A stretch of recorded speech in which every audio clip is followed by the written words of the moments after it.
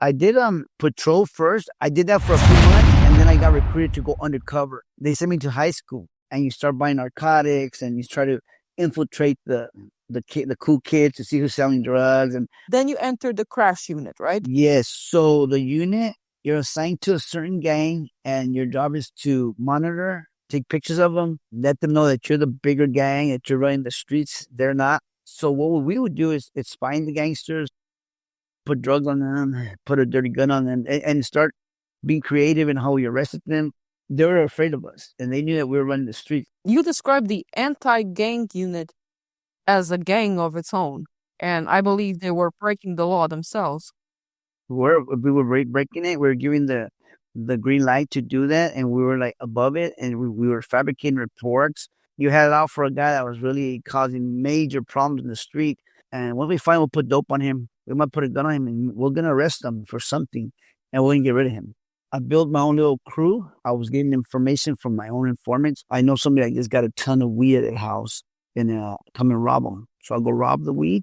I started making millions. One of my robberies, we tied people up in a closet. We taped them up and stacked them on the top of each other. They didn't find them until 3 days later. They could have died. Thank God they didn't. They survived. Were you a sadist also in a way? Like, did you actually enjoy seeing people in pain? Yeah. Part of the job when you're dealing with the drug dealers, you want to put paint, inflict paint so they can tell you where the drugs are at. You have to put a little paint on them. Yeah. That's part of it.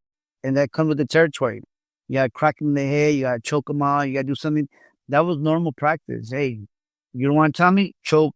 Yeah, most people understand PTSD as fear or something like this. Very few of us actually understand it as an addiction to violence. We are just incredible storytellers for ourselves because we take actions that violate our values, and then we instantly invent the reason why that action was necessary. So it's not like a rationalization per se. It's like a coping mechanism to reconcile our identity with choices that would otherwise feel unbearable. We create moral narratives and we convince ourselves that these lines are flexible and that breaking the rules can somehow serve a higher purpose. So as if conscience is not a compass, but a lens that we adjust to justify our journey. I think deviating from your identity is fucking scary. And I think this is the precise reason for PTSD sometimes, because it's not what you saw or what was done to you. It's also something that you did. So what I'm gonna say is,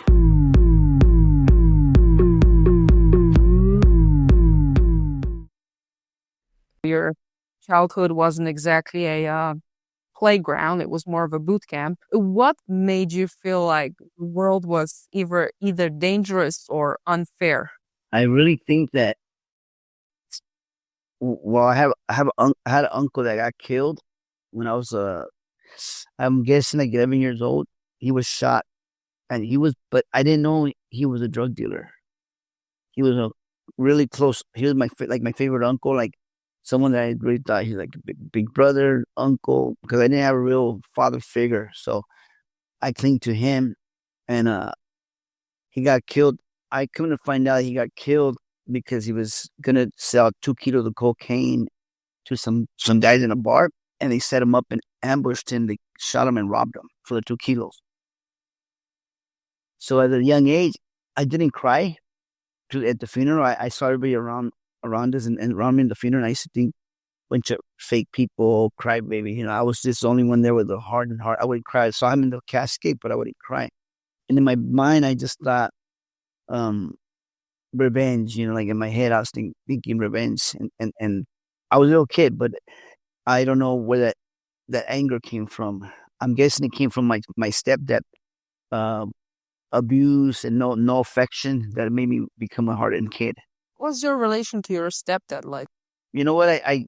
I always I saw him like I thought I know he was my stepdad, so I saw him like my dad. I didn't know he was my stepdad till I was 17. So while I was a child, I saw him as my father, but I saw him as a broken man. But then one part of him, when he wasn't drunk, he was a tough. To me, he seemed like a tough guy. Slash, when he was drunk and thrown on the floor, thrown up, all beat up on his alcohol because he was an addict. I saw him like a broken, weak man. So I had hate, but I had compassion, like love for him, because I still thought he was my dad. So I always thought this guy has issues, but I didn't understand his life. I didn't understand him. We didn't have like a real communication where I could talk to him about anything because he was too strict. He was a dictator. You couldn't make mistakes around him. Uh, if I he always would have me do stuff with him work, but if I do anything wrong, I get beat. I'll get hit. So it was like there's no mercy where he would be like, "Hey, it's okay, you're fine. Just try it again." If I messed up, I'll get punished. So it was really difficult because he made me become a perfectionist. That kind of behavior made me into a perfectionist. Well, I didn't know how to make mistakes. I didn't want to make mistakes because of the way I got abused by him. Made me believe that can't make mistakes. So that was part of me around him. Because I always there was no mercy around him. If I didn't listen, it wasn't like always a warning shot. It was like he told me to do something, I didn't do it. The next time I'll get beat for that. So it wasn't more like it's okay, people mess up, whatever. I couldn't have it. I couldn't make any explanations or excuses of why I did what I did. It was just who cares? You did it. Now I'm gonna beat you. So I didn't know mercy. I didn't understand that. So it made me a cold blooded kid. Yeah, it's shit. I mean, I was really thinking about how you transcend that, to make it into something positive, because like every negative has a positive to it. I know that like being a perfectionist could be some sort of a trauma response, and in that sense, it's good because it does toughen you up.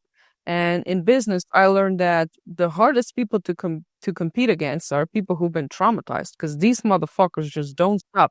Either it's the perfectionism or they have something to prove to their mother. They're tough motherfuckers, man, but it's like trauma masked as a good quality, which it can be. But what about your mother? Because I know that she was raped, right? Like for quite a while. So my mom was a young teen working for her aunt in a ranch in Mexico. While my aunt's husband will hit on my mom when she was a little teen, and my mom gets scared. But then he'll threaten her and say, "Hey, if you tell your dad, I'm gonna kill your dad." So my mom will go back to her house with her family, my grandfather, grandmother, brothers and sisters over there, and she wouldn't say nothing. So she would go back to work all scared, and the old pervert would try to hit on her again. And he would threaten her, if you tell your dad or I'm gonna kill your brother. So my mom would go home all scared. One day she stopped going. She just completely stopped going over there. And the pervert ends up forcing his wife and telling her, if you don't bring her to me, I'm gonna kill you. So he scares his own wife and forces his wife to somehow lure my mom to the ranch again. And when she shows up, he ends up kidnapping her and taking her to another ranch further away from Mexico. They were like in a city, a part of Mexico, Colima. He moved to Jalisco, which is further away. So they couldn't find my mom. So she was missing for 2 years, and this guy had raped her, and my older brother was born out of that rape. So that was terrible for her. And then when she finally escaped, because my real dad ends up helping her escape, he brings her to a place where she could finally go find her family, which is my grandma, my grandpa, everybody. But she was gone for 2 years and being abused and raped by this pervert. They ended up killing that guy. They stoned him to death. Somebody in Mexico, they told me, my mom and them told me that they stoned him to death. He was a piece of trash. Um, I probably would have killed him myself if he was still around me back in my old days.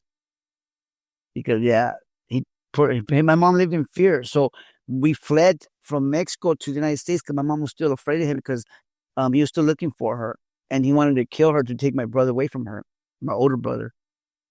So, I grew up like that, not knowing this is going on in my life. I didn't find out about that till I was 17 years old. That my dad that raised me, my stepdad was my stepdad. I thought he was my real dad all the way till I was 18 years old, 17 years old. He told me, hey, he would get drunk and he would tell me, hey, Ruben, I got to tell you something. And me, I'm a little kid. I'm listening to him. I'm like, what do you want? And he's like, well, I need to tell you that I'm not your dad, but I love you like my son. I'm like, man, you're drunk. And I would ignore him and really pay no mind to it. I never thought about drunk people say the truth. I just thought my dad's drunk, so he's just talking crazy. I would ignore him until finally my mom heard him tell me that. And my mom told me, "Hey, Ruben, what is your dad telling you?" I go, "He's telling me he's not my dad." And then she starts crying. She goes, "What if I tell you it's true?" I'm like, "What the?" I basically would say, "What the fuck?" And yeah, and I'm like, "Whoa." I said, "Mom." And then I go, "Mom, right now I don't want to hear it," because he started crying. I said, "I don't want to hear it right now," because I was at a stage in my life where I was training for the Olympics in boxing. So I didn't want anything distracting my goal. So I shut it down and I didn't want to hear it until later on, a year later, I started asking questions. I wanted to know the truth. Everything. I wanted details. So my mom started telling me the story. Every detail about her life and what happened. And yeah, my mom went through it. So she was in fear. And then now my stepdad helps her. She connects with him. They get married. They come to the United States running from this guy. So my mom living with an alcoholic, because my dad was an alcoholic, abusive. I watched him hit my mom when I was little. And I always questioned, why doesn't my mom leave him? Well, why don't you leave him? He's always abusing you. But now I know, when I got older, I realized my mom probably felt like she owed him, indebted to him, because he rescued her when he helped her. Because my real dad left her at a bus stop because my mom didn't want to be with my real dad. My real dad helped her, like rescued her and kept her in the house for a while. My mom like, "I don't want to be with you. I want to be with my family, and you promised me this, and now you're keeping me here." Basically, my real dad almost like wanted to stay with her, and my mom like, that wasn't the plan. So my mom like, "Ruben, nothing's free in this world. This guy, your real dad, basically, he kind of forced himself on me too, basically, my real dad." So my stepdad ends up helping her at the bus stop, and ends up helping her find my family, her family, Mexican, and they had moved from Mexico to another part of Mexico, in the United States, or Mexico, Tijuana, it's called Baja California, which is closer to the border of the United States, in San Diego. So that's where my family was at. So my mom finds them, and then they end up coming to the United States because of this other guy looking for her to kill her. Is something interfering with your happiness or preventing you from achieving your goals? Starting therapy can be hard. The right therapist for you may not be in your area. BetterHelp is now sponsoring this podcast. BetterHelp connects you with a licensed therapist who is trained to listen and give you helpful, unbiased advice. With BetterHelp, you can have your therapy session as a phone call, as a video chat, or even via messaging if you prefer that. If you think you might benefit from therapy, consider BetterHelp. Click the link in the description or visit betterhelp.com/Captainese. Clicking that link helps you support this channel, and it also gives you a 10% off your first month of BetterHelp, so you can connect with a therapist and see if it helps you.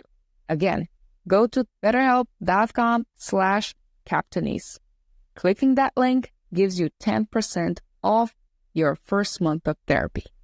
Oh, man. I mean, good thing you didn't get into a gang, which you could. You decided to become a police officer. At that time, I know you were 23.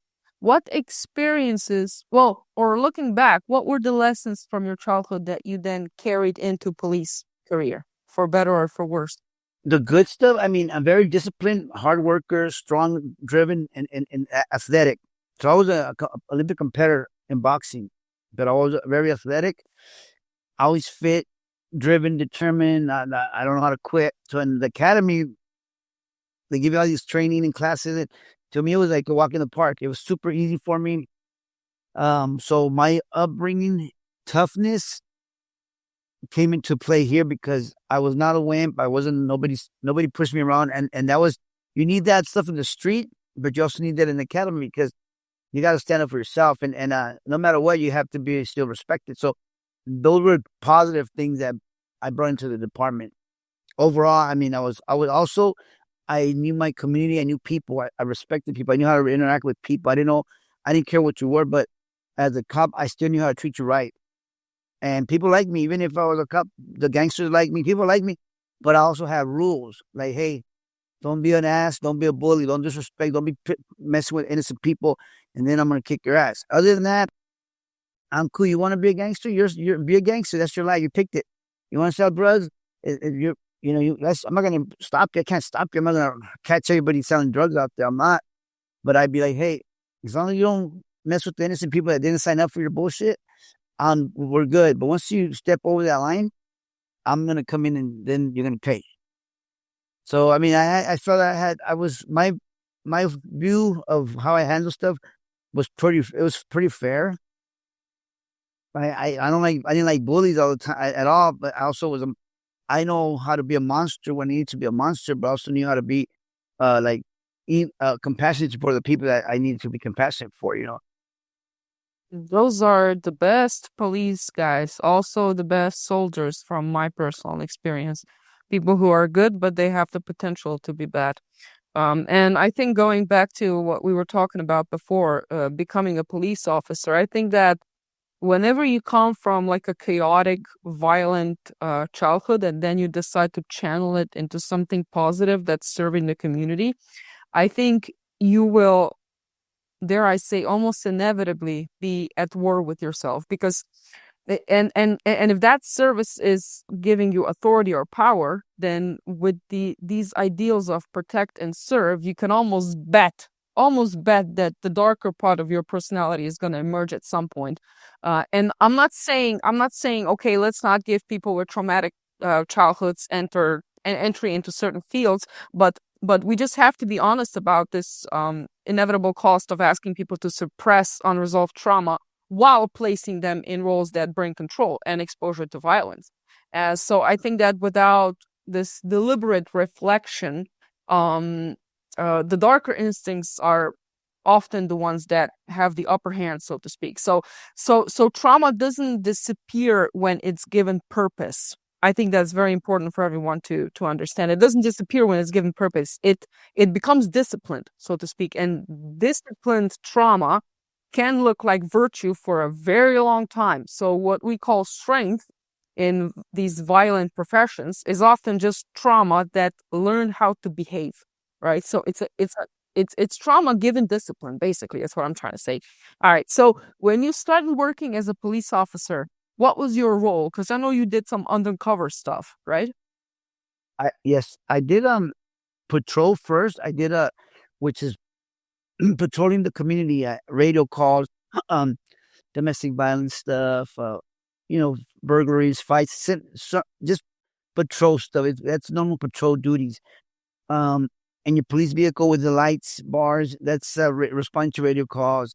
Sometimes pursuits, sometimes normal stuff, drive-by shootings, things that happen in the community that you're trying to either go after once it's already doing it or catch it while it's happening, stuff like that, or they call it observation arrest. When you see a crime, that's your job.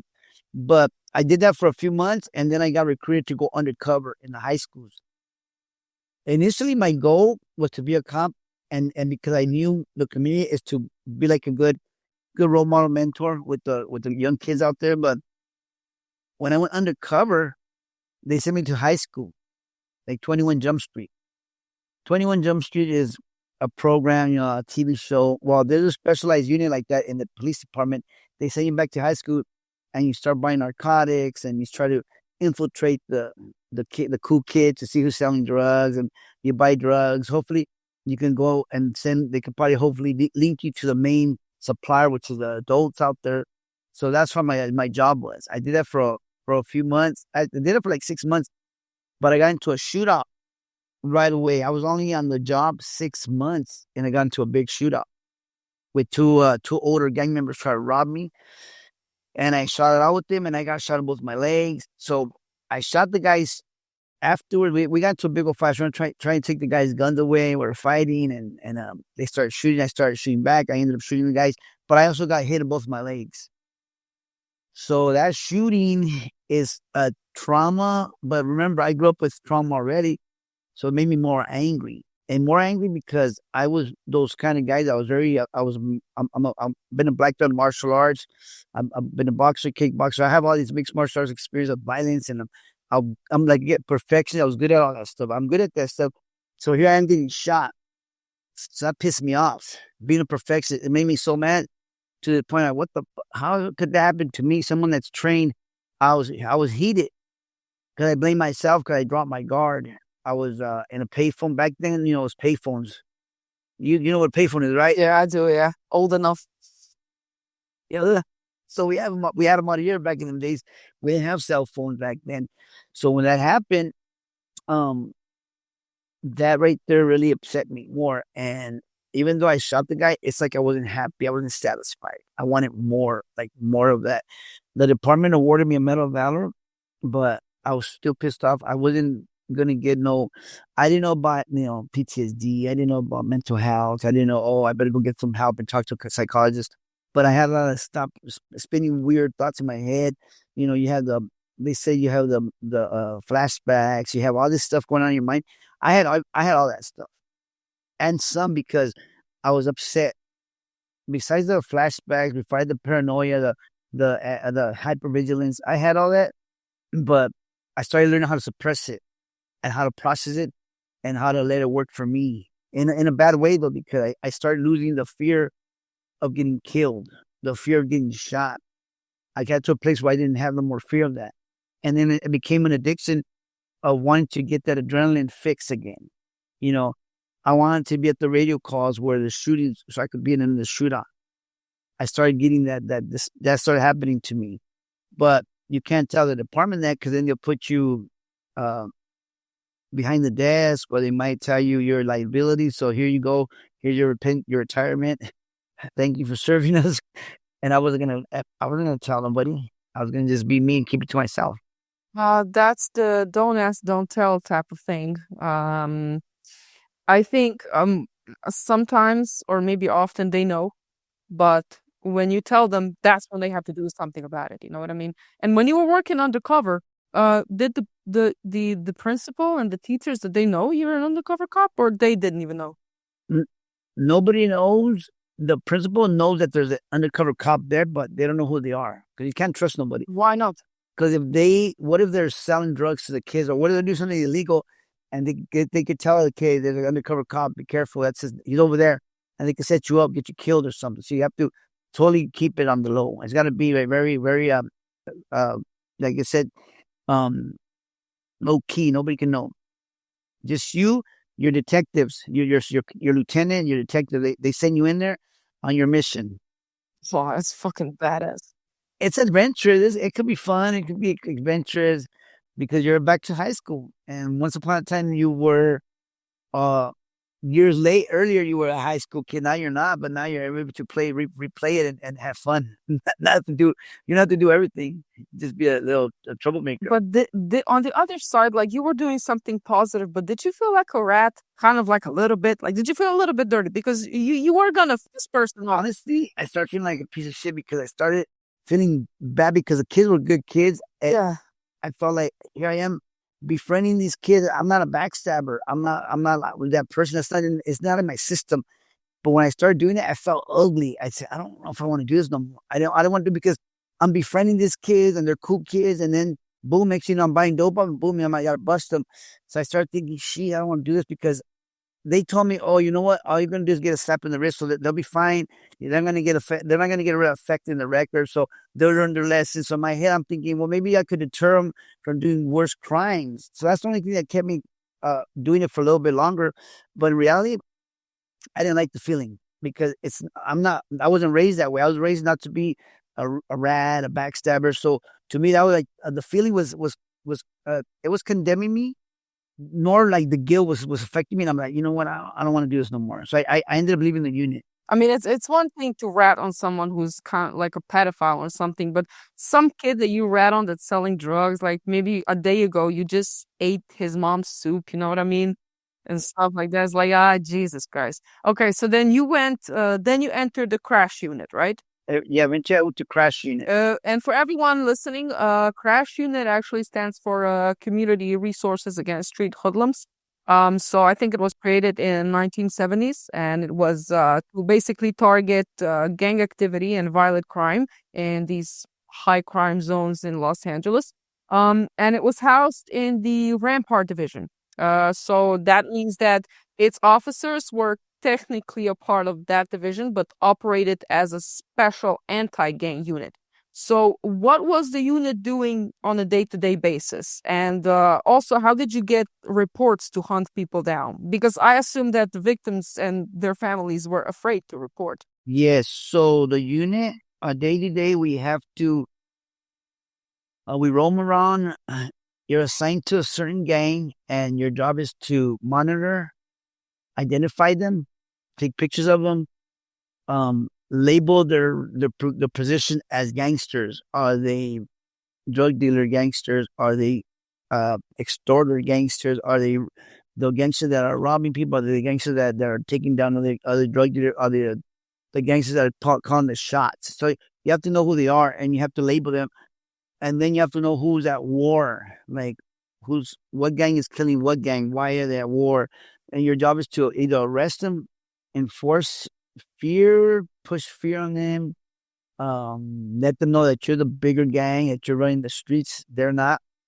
Our victims would get, say, robbed or raped. Other stuff would happen to our victims. They would tell us, but they'll tell us they cannot file reports because they're in fear of their life. So they don't want to file reports, but they want us to help them. So in reality is if we do file a report and then make them the victims, the gang members will kill them. It happens. So our job was, so what do? Our command up ranks said, do what you got to do, handle business. And they gave us a green light and do whatever you're doing. It works. So what we would do is find the gangsters, put drugs on them, put a dirty gun on them, and start being creative in how we arrested them, how we dealt with them. So they were afraid of us, and they knew that we were running the street, and we didn't care about the war. Oh, they're gonna put a green light on us. Oh, they're gonna try. We didn't give a rat's ass about that. We were like hardcore gangsters, ready to do what we had to do, and we were not afraid to shoot. Whatever we had to do, we were gonna do, and it was normal. It was what they call gang police work, and it was a normal thing for us because it was war. There was a war. The gangsters were killing each other every single day over there. So when you're driving, you're already you're already hearing the drive-by shooting, the gunfire. So you're already in pursuit of a car that just shot somebody. So you're like all over the place. It was like a war zone basically. Damn. You described it. You described the anti-gang unit as a gang of its own. What what was then the culture like? What was it like living and working under? I believe they had some unspoken rules day after day, and I believe they were breaking the law themselves. We were breaking it. We were giving the green light to do that, and we were like above it, and we were fabricating reports. We were basically given the right to handle business, and we were creative writers. We created writing how we fabricate the report to protect victims. We protect victims. Sometimes you had it out for a guy that was really causing major problems in the street. Say he's robbing families left and right at gunpoint, and nobody doing anything about it because he knows that these people are afraid of him. He's just being a straight bully. We'll find him, and once we find him, we'll put dope on him. And if we don't find him with his own gun, we might put a gun on him, and we're gonna arrest him for something, and we're gonna get rid of him. And it was a common practice. It was normal. The gangsters were afraid of us. There was codes. We had our own codes, and we took care of each other. We were supposed to have each other's back, of course. And um, it was just us, a group, a solid group like that. And we were created to handle business. We were trained by SWAT. We were trained with the best training, and it was us going after the hardcore criminals, killers, gangsters out there, the worst of the worst. So you have to be good. Crash had a lot of autonomy, it seems. So, but when you and your colleagues faced an internal investigation, how were they handled when you guys kind of went off the rails? Oh, when this whole thing, well, what happened is, somebody in our unit got in trouble for some stuff. He got busted for stealing cocaine from the evidence locker. When he got in trouble, He was taking cocaine from the evidence locker and selling it on the street. yeah, he had people selling it for him. Yeah. And then whoever he had working for him got in trouble. When they got in trouble, they told on him. Well, he went to trial and he got a hung jury. But then we thought he was going to go to trial again. But instead of going to trial again, he ended up telling on all the unit. He exposed the unit for what we were doing. And he exposed it, so we became a target for the police department, for internal affairs, and FBI. So I got really upset because I thought to myself, well, you guys know we're doing it. You guys are aware of all this. Why are you guys targeting us when all you guys know that's how we operated? You guys told us to operate this way. I take it personal. Our unit started getting disbanded, basically. They got rid of the unit after that. They got rid of the name Crash. They got rid of my partners got in trouble. They got put under investigation. Everybody was under investigation. And me, myself, I got really upset. So I recruited, I built my own little crew of cops that were mad. And we started taking down big time drug dealers, and I had connections everywhere. So they were giving me some intel, and I would go hit the connection and rob them and take all the money and the drugs. And I started making millions. So I started getting addicted to it. And it was me getting revenge on the police department and pissed off at the world back then. Damn. So, well, you were fighting the bad guys, but you were also doing stuff that are illegal. How did you distinguish between what's right and what's justifiable? Like, was there a moment that that line just blurred for you because, to step on the other side of the law? Yeah, once I did it to myself, I started realizing that nobody's, and this is me before understanding God's laws. I was living in my own world, my own laws, so I didn't. What I saw was like, I don't care about the department. I don't care about the system is corrupt anyway. So screw you guys. I'm not gonna put my life on line for you guys.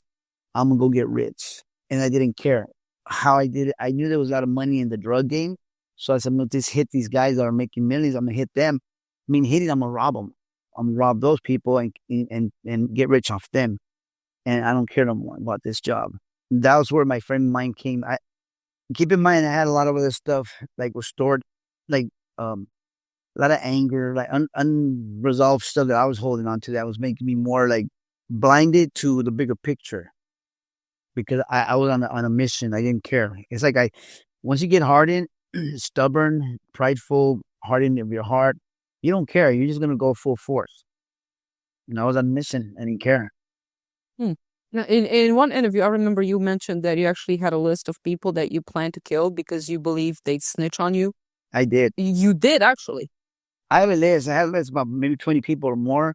Not only people that snitched, but people that worked for me in my crew that they started breaking my rules of my crew. And I didn't like that. And I'm like, I told them, when you guys start working for me, there's the rules. If you mess my rules up, you die. Well, don't go telling your friends. Don't go exposing our money or dope. If you have money, don't expose, don't show off. The other one is, don't be bringing other people into our circle. This is a tight group, and we don't want nobody else involved. We don't trust them. We don't know if they're going to snitch on us. This is something illegal that we're doing. We're trying to keep it on the low. And we have to keep it very, very low key if you want to last in this business. But if you guys are over telling your buddies and showing off, you're gonna get it in trouble. So I'd rather just whack you guys. You see, open your mouth. You're not the only person that I talked to that had a list. Actually, I know people who have a list as we speak. Hopefully, I'm not in any of these lists, but I know. And what's terrifying about having a list? It's not the violence itself; it's the clarity, because a list means that the chaos has already been organized, so to speak. So it's the moment when rage stops being emotional and becomes administrative. So at that point, the morality isn't gone, it's replaced. So revenge becomes a system. It becomes a system and not an impulse. You know what I mean? And that's often more dangerous than blind anger, because it feels calm and justified and rational. So that's why lists are so dangerous, because they mean that the moral decision has already been made, and what remains is logistics.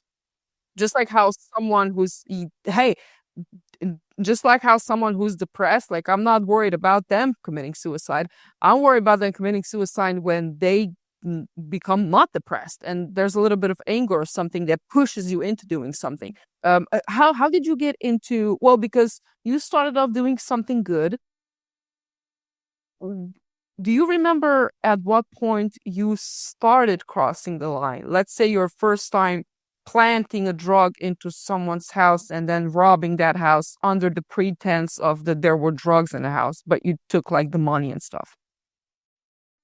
Well, my first initial steps that I took had to do with uh victim when I was in the gang unit first, because it didn't happen overnight, but it started with little set events. So the first event was when I was in the cross unit, the gang unit. The victim will call and cry and tell me, "Hey, there's a gangster from this gang over here. He's ruthless. He's robbing people at gunpoint. Help us, this and that." So that moment, I decided I was gonna take matters into my own hands and find the guy and put drugs on him and arrest him and get rid of him. So that became easy and smooth. I started justifying why I'm doing it, because I said, I'm going to win. I'm going to get these assholes win. I'm the cop here. I'm the gang cop. I'm running the street, not them. They can't think they're going to work the system and beat us with the system. Let's beat them with the system. So I got creative, and then that's when I started getting more. I justified it because a lot of stuff I was doing was justified because I was protecting victims or my informants, so my informant wouldn't get killed, because one of my informants got shot one time.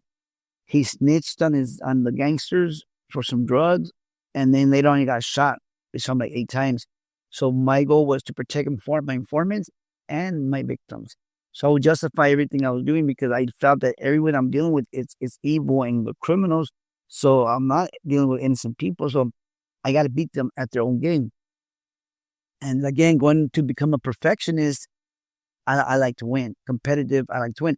So I'm doing it, and then when I felt the department turn on our unit, I said, well, F the department and F everybody else. I'm not going to put my life on the line for free no more. I don't care about these people out here. They don't care about me or my family. So let me go make some money that the gangsters are making money. Drug dealers are making more money than me. I'm going to go just rob them. And that by then I was already dark. I was already tired of the whole like operation that I saw the corruption, because I saw the corruption in the department to the fullest, and that's why I lost respect for the badge itself. I said, well, I didn't sign up for this, but I'm here now, and this is where I'm at. So F everybody, and that's why I started going after the drug dealers and stealing and taking the money. So it became easy to justify. Was that the only activity, going after basically planting stuff for drug dealers and then robbing them? No, I wasn't. By that time, I wasn't planning no more. I was getting information from my own informants, and they'll tell me, "Hey, I know somebody like this got a ton of weed at their house, and come and rob them." So I'll go rob the weed. I'll keep the weed. I'll pay my informant like 300 pounds of weed, and then I'll sell the rest. I'll have my people sell the weed for me. If I got cocaine, same thing. If I got money, like say I have $1 million of cash and drugs, I'll keep everything and I'll pay my informants. So it became business, all business and all hustle. I didn't care. I became like a big time drug dealer / mainly big drug dealer. And I was taking the dope off the gangsters and the drug dealers, and I was selling it myself. Well, you said Same addiction. these informants weren't recruited. They were walk me through how it actually looked like on the street. How did someone become your informant? And once they were your informant, what kind of control did you have over their life? Could they say no, or is it fear always part of the relationship here? On this one, it wasn't fear. It was business. They wanted money. They wanted free money because they knew they couldn't take a house down without me. They had connections from the cartels. They had connections from their friends bringing dope drugs in. They knew who had big money and big drugs. And say one of them used to be a big drug dealer, and somehow he got robbed by somebody, and now he's pissed off. He wants revenge, so he knows who's got drugs at their house. Let's just say he knows who has 100 kilos of cocaine. He knows that if I take the 100 keys, I'm going to pay him 5 kilos. 5 kilos for him is like $150,000 for him for free. I get the rest for me. So he's going to be rich off with me. We're partners. But he's my middleman and giving me the connections. And I'm going to hit him. I'm going to go rob him. And I have the cop car. I have the police uniform. And I have other cops with me. So we have the power. We have the authority. We have it. Even though it's illegal, we're doing, people are going to still listen. They're going to do what you say. We're going to go rob them. So it's business.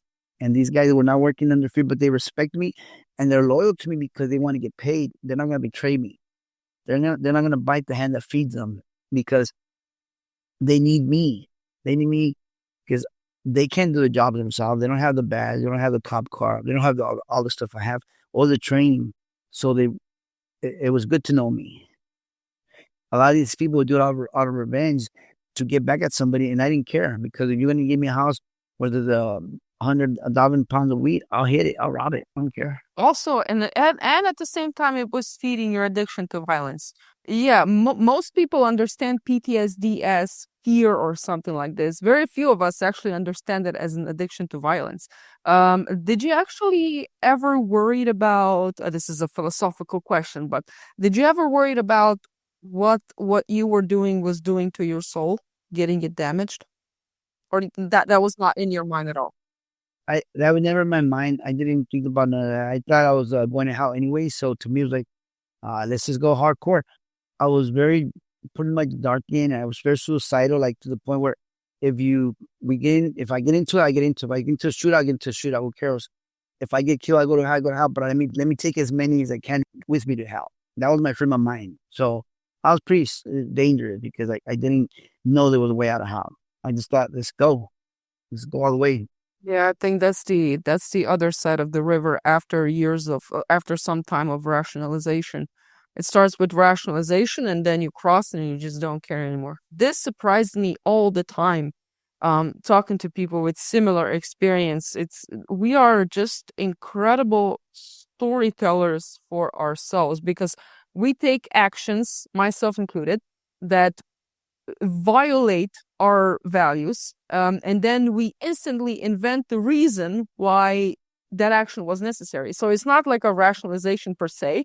It's like a what we say, like a coping mechanism to reconcile our identity with choices that would otherwise feel unbearable. If you know what I mean. It's like we create moral narratives and we convince ourselves that these lines are flexible and that breaking the rules can somehow serve a higher purpose. So as if conscience is not a compass, but a lens that we adjust to justify our journey, so to speak, right? So because I think deviating from your identity is fucking scary. And I think this is the precise reason for PTSD sometimes, because it's not what you saw or what was done to you, it's also something that you did. So and you pretty much described your narrative, which was riddled with revenge and resentment and stuff. What was your first shootout experience like? Yes, that was my first experience, and that one left me with a lot of unresolved anger, self blame, hatred, because I shot the guy. There was three guys. I shot the main guy. They got arrested in the hospital, but I wasn't satisfied, thinking that I should have killed. I should have shot all three of them, and I was blaming myself, like, come on, dude. Thank God you made it to that shootout. You didn't get killed. But I was still like upset. And to me, it's like when there's no one to talk to and you don't know how to talk, you don't talk to nobody. There's no way you could hear something like positive to let you know, hey, it's okay. This is life. Stop blaming yourself. When all you've ever been is your own person, survival mode, where you're always trying to figure your own answers to your situations in life on your own without any good consultant or family member, friend, or confidant that you could talk to. You don't know how much resources are out there that you isolate yourself. You isolate yourself and you think you're the only one that's going through this situation. And which sucks because reality is you're not the only one going through the situation. There's a lot of people out there going through stuff, but there's all the people that already have been through it and have answers for you. But you shut yourself out of that because you're thinking that nobody's going to understand. And then violence stops becoming survival and it turns into a desire as a consequence, right? A desire, an addiction, a desire, and you want that fix. And now you don't care. You don't want to talk to nobody because now you're feeding the monster. You're feeding your addiction. And that's where it was at. I wasn't gonna listen to nobody by that time. You could try to talk to me, and you're not gonna hear. You're not gonna get me to respond to anything. I'm gonna be like, shut the hell up. Who are you?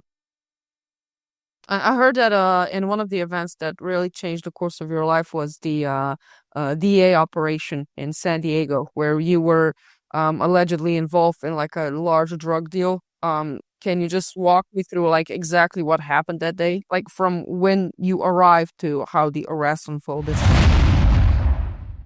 You guys in the US have a debt that has grown to 1 trillion in the past 3 months, while your economy only grew by 5.5 trillion in the past 3 years. How's that one for you? I can offer you a degree of safety against inflation. You can now be less miserable about the prices, which seem to always rise more than expected, as the inflation just won't go away. Look, the government isn't going to take care of you, so forget the protests and do it yourself. Take matters into your own hands is what successful people do. I decided to help my audience shelter their assets and diversify them into gold, which is something that has always been used by the rich to preserve wealth throughout the history. Birch Gold Group makes the process straightforward. They can help you convert your existing IRA or a 401k account into a tax advantage physical gold IRA without any of the out pocket costs. Just text Captainese to 989898 and receive their free info kit on gold IRAs that is packed with insider information on how gold and silver can protect your savings. I've checked out their references before partnering with them, and their endorsements include Ben Shapiro, Jordan Peterson, and Ron Paul, and I trust these people. With an A-plus rating with the Better Business Bureau, Gold now has 5-star reviews and thousands of happy customers. Birch Gold Group is the nation's #1 gold IRA provider. To learn more, text Captainese to 989898 and claim your free info kit on gold IRAs. You also have the link in the description below.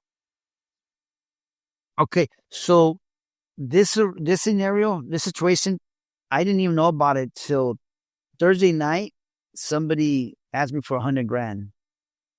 And I'm like, well, what's for? He told me, well, I'm gonna buy some 10 kilos of cocaine off these Colombians that I've been partying with, hanging out with in San Diego. I'm like, well, I really don't want to be part of your stuff, but he's like, I'll pay you back the same day. I'm this and that. I'm like, well, I said, I'll lend you the money, but give it back to me the same day, or whatever, and with interest. Well, the next morning, Friday morning comes up, he comes to pick up the money, and he says, hey, the guy that I'm working with from San Diego, he's interested in hiring you for to train his guys in tactics. And I'm like, or either tactics or do a collection debt for him. I'm like, I guess I could do that. So I said, I'll go with you to meet him, and I'm gonna leave because we left in separate cars because the whole idea was I'll meet your guy and I'll leave, and then you guys could do your thing, do your transaction. So there I go. I meet the guy in the pier in San Diego. I'm walking away. They do their transaction, which we didn't know. Not even the guy that invited me and my cousin. It was a DEA sting operation. So they just swooped up on us and got us. They arrested that the same moment they arrested us. When Joe, who invited me, was buying the 10 kilos of cocaine, he sent once he gives them the money, it was a reversal sting operation. They sell the cocaine to a person. The DEA does. So they arrested us that day. And once they arrested us, there was 5 of us that got arrested that day. All 4 of those guys told on me, on my operations, because they got scared. That was my cousin and 3 other individuals that worked for me. They snitched on me that day. And I wasn't involved in I wasn't supposed to be part of the transaction because I wasn't buying the drugs. I lent them the money. Yeah, I knew about it, so I'm part of the conspiracy. But in reality, it was more like, okay, here you go, give me my money back. Because I wasn't buying drugs, I was jacking drugs. So why would I want to buy drugs off anybody when I'm robbing people? So I'm like, that's dumb. So, but that night I got arrested. That night I was going to kill 3 people. So I got arrested on time.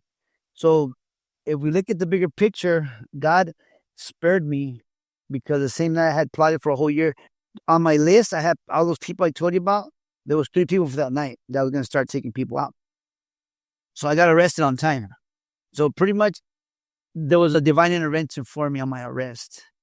And I got to, and the process of my journey when I got arrested, I started seeing God's hand in my life because I was in prison now, looking at a lot of time, and things were going for me. I was going out of control, getting mad. I was more mad in prison, blaming people. And then I had an encounter with God because this cellmate that I had, who used to be like a Hell's Angel, he started talking to me about the Bible, scriptures, God's forgiveness, how to get out of hell. Because remember, I was going to hell in my head. I was not going to get out of hell. He started teaching me about salvation, forgiveness, and how to get out of hell. And when he started telling me this stuff, it really brought a lot of conviction to me because I there was a way out. There was a way for me to get a second chance at life and clean my act up, because initially I didn't start as a monster. I thought I was being a good guy trying to do something good in my community, but then I'm in prison now and I'm a monster, and I'm thinking, what happened to me? So this started giving me clarity, but it also gave me hope that I could still change my ways and I could get my life right, even if I'm if I'm doing time, even if I'm in prison, no matter where I'm at, God can restore that. I started believing that, and I started having a relationship with God, and I started reading the Bible, and I started seeing like stuff that you can't make it up, and it's not like minor matter, it's not like metaphysics, it's not dope related. I wasn't on drugs. I would pray, and I started seeing God move in my behalf, and I did 16. I got 18 years, and I got sentenced to 18 years. But while I was in prison, I told God, if you're real and I want to know the God of the Bible, if you're real, reveal yourself to me, and I'll serve you while I'm in here, and I'll work. Basically, I'll do whatever you want me to do. And God started giving me like favor among the inmates, because remember, I'm an ex-cop. In prison, nobody likes cops or ex-cops, criminal cops. They'll stab you. Well, with me, I was able to walk the yards, preach to people, teach people, help people, mentor people, and work people out, like train people. Because I train martial arts too. I'm a fitness instructor too, so I was helping people in there. So I became my school, but I also became the teacher to a lot of people in there. Here I am, an ex-cop, becoming a teacher of life coach to a lot of these guys in there, helping gangsters, ex-gangsters, druggies. I was doing a lot of counseling. I started studying a lot of books on mental health, counseling, how to help myself. First of all, I hired professionals. I hired Christian psychologists to come counsel me and help me. I got a lot of professional help, and then I started healing from PTSD, and then I started healing from all the unresolved trauma, anger, hatred, all the stuff I started healing. I did 5 years in a single cell, solitary confinement. I did 5 years in a single cell that's 8 by 10, a small little cell caged in like a damn dog. I was there 23-hour lockdowns or 24-hour lockdowns, 5 years straight. But that is 100% what God used to get me to face my issues, because I couldn't go nowhere. I was stuck in a cell. I had to face my issues. So that's where I started getting help, because I was losing. I was getting angry. I was getting more bitter. But the more I started working on myself and getting the right help, I had no choice but to face those monsters, that fight those demons, and come out of there more stronger and victorious. After 5 years in there, I got sentenced to 18 years, and I went to the prison yard. So yeah, I went to I got moved to like 7 prisons in my 16 years in there, 18 years. And what's also very important here is like the humility, because let's say someone is doing something bad and they feel like they're a bad person and they think they're going to hell. Like they're telling people I'm going to hell, but you're not the one who decides whether or not you're going to have a second chance. You don't really see the plan, and it's almost grandiose in a way, because you decide you're going to hell. So you make this decision where you're going, right? Like, so you're like God or something. Exactly. Yeah. So a lot of the times, even when someone blames himself, is they don't have the whole perspective, and you may think that you're a bad person, but there is someone with, let's say, higher intelligence than your local intelligence, who has a different plan, right? And you may see it as cruel or as there's no way someone can forgive me for this, but you just don't see it past that. Like you're limited. So I think it's better to just be humble, and whether you're going to hell or heaven, that's kind of not up to you to decide, right? And at that time, when you received the 18-year sentence, you were 34. How did it feel to hear that? at that a young age? Honestly, I already had 7 years in when I got sentenced on the second indictment to get the 18 years. So I was already, let me see, 30. I was like 38 by that time when they sentenced me to 18 years, but I already had 7 years in prison because I got arrested when I was 31. So I'm 31 years old, I got arrested. So by the time they sentenced me in my second case, I was 38. So I already been in there 7 years. I knew that there was still going to be 11 years to do, but I was comfortable and confident that God was giving me what I needed. And I'm grateful because they wanted to give me 100 years and then they were going to give me 28 years. They dropped it to 28 and I didn't want to accept 28 years. I said, no, I'm not going to accept 20 years. In my mind, I was like, I'm going to trust God to give me what I need. Not what I do. So forget this judge, forget this everybody. So when I got sentenced, God allowed them to give me 18, not 28, because they had told me on a Friday, my attorney goes, hey, I have some bad news. They want to give you 28 years. I said, forget you, man. Get out of my face. So I went to pray and fasted for Friday, Saturday, Sunday. Monday, I got sentenced. And when I was getting sentenced, the judge was talking crazy, like he didn't like me. But the prosecutor and the FBI got up and they argued with the judge. They argued. That never happened. They argued for me. And they gave me 18 years. So I was happy. I was happy that I was getting 28 years, and I was happy I was getting 100 years. So no complaints. I was like, I'm good. Thank you, Jesus. And that's what I did. So I know that I got mercy, which I'm grateful. But of course, it's a lot of time. Either way, no matter what, I can't be faking it. It's a lot of time. But I already knew that I wasn't alone, and I know somebody had my back. That I was gonna be fine. I was gonna do what I had to do and get through it, and just focus and not lose track of what I had to do. So I was hoping for more mercy to get less time. Of course, when I was in there, they ended up dropping 2 years. So I got this. I did 16 years instead of 18. So that was also a blessing. But of course, if they want to drop more time, I would have been, give it to me. I'll drop it. But you know what it is, what it is. And now after prison and basically just everything you've been through, someone who is eyeballing becoming corrupted as a cop, and which is, which I don't judge. It's fair. Cops are dealing with a lot of shit. Nobody calls the cops when there's good times, right? So they only come when there are problems. So that's their life. But what truth about policing and morality and pressure to corruption and stuff would you tell an officer before it's too late? Like, if your story could save one career in law enforcement, what would you tell them? What would your advice be? Truthfully, the advice that I have is be grounded, have a spiritual connection with God, have a relationship with God, because if you have just your own values and morals, the minute you're stuck in a situation that calls for you to break them because you don't have any accountability to somebody bigger than you, you're gonna break them. You have to have an accountability to higher power, which has to be God, because He's your creator. If you lose the moral and value and the system and respect for the system, you'll break the law. You're gonna break it. But if you stick to your guns and say, I have accountability to God and I'm going to give account to God, so I'd rather stick to my values and morals. I won't step into that gray area. I won't fabricate. I won't take that money. I won't abuse that person, that drug dealer. I won't beat up that guy. There's things that you'll do when you give account. Accountability is important.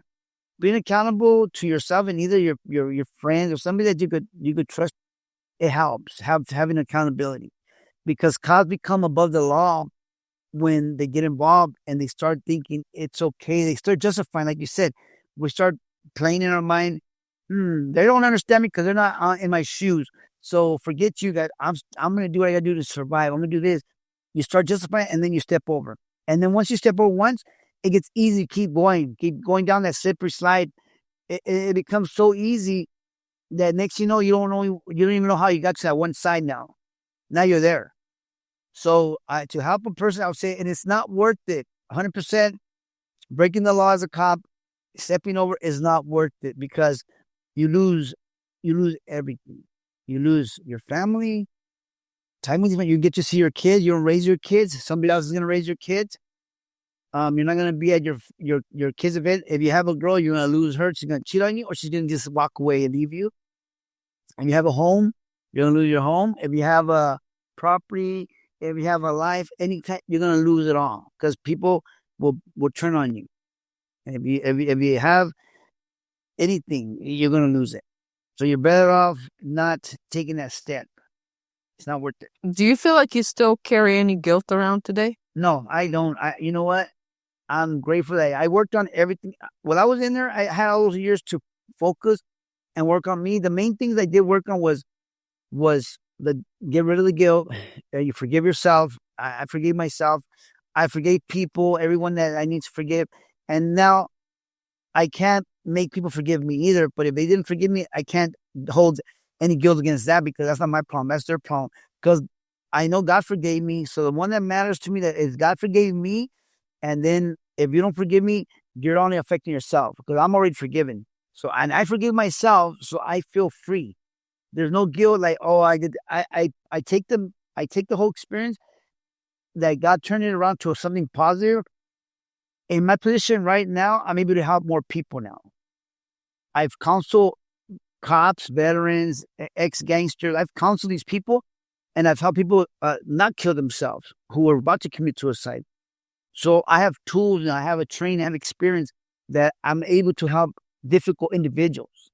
So hey, thank God for that, you know?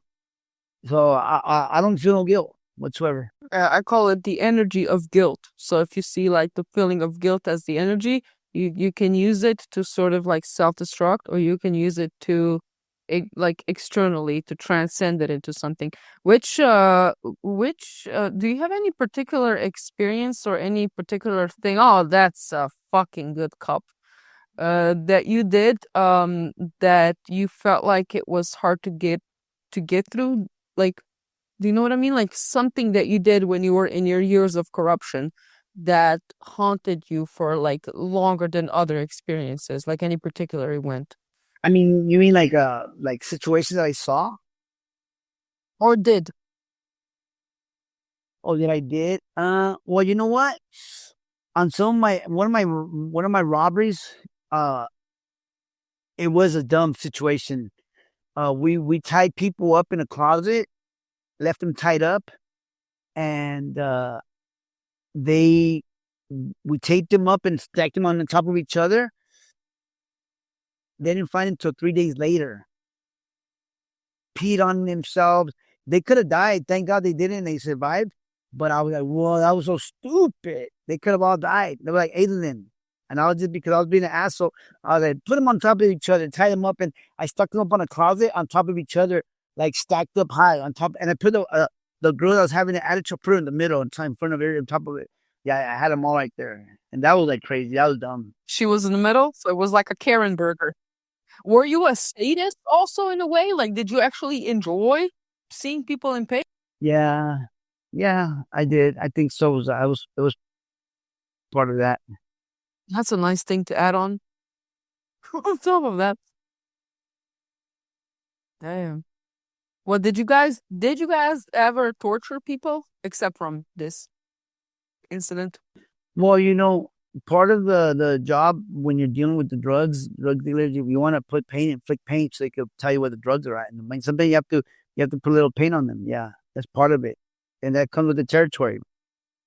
You gotta crack them in the head. You gotta choke them out. You gotta do something.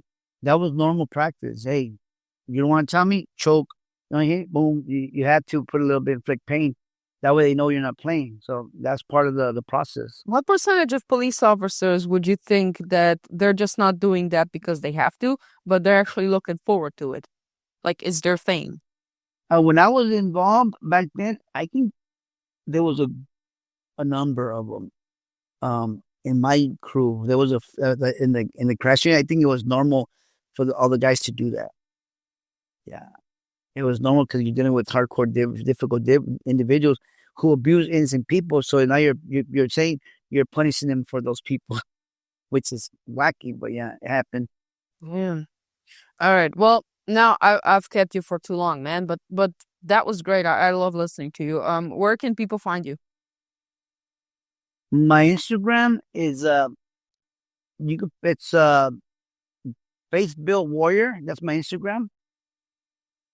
And if they want to email me, my email is on your thing. It's Redeem Warrior 91 at Gmail. And anybody want to reach out for help, counseling, if you're going through difficult stuff, you can reach out to me. I'm available to help. I have a martial arts gym in Rancho Cucamonga. I teach boxing, kickboxing, jiu-jitsu.